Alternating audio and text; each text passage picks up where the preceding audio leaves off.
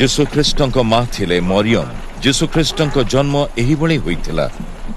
ମରିୟମଙ୍କର ଯୋସେଫଙ୍କ ସହିତ ବିବାହ ସ୍ଥିର ହୋଇଥିଲା,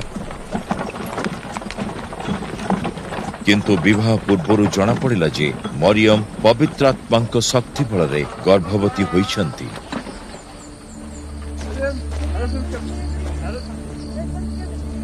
କିନ୍ତୁ ତାଙ୍କର ଭାବିପତି ଯୋସେଫ ଜଣେ ଧାର୍ମିକ ଲୋକ ଥିଲେ। ଲୋକମାନଙ୍କ ଆଗରେ ମରିୟମକୁ ଅପମାନ କରିବା ସେ ଚାହୁଁନଥିଲେ।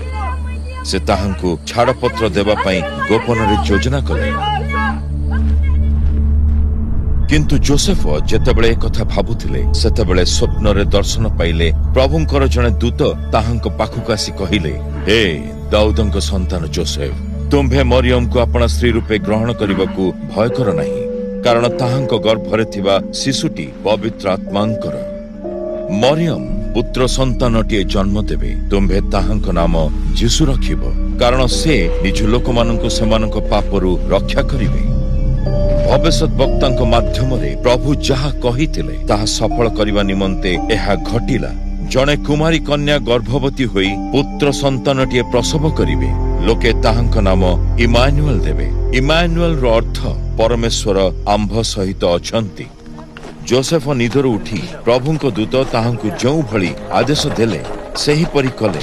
ସେ ମରିୟମକୁ ବିବାହ କଲେ।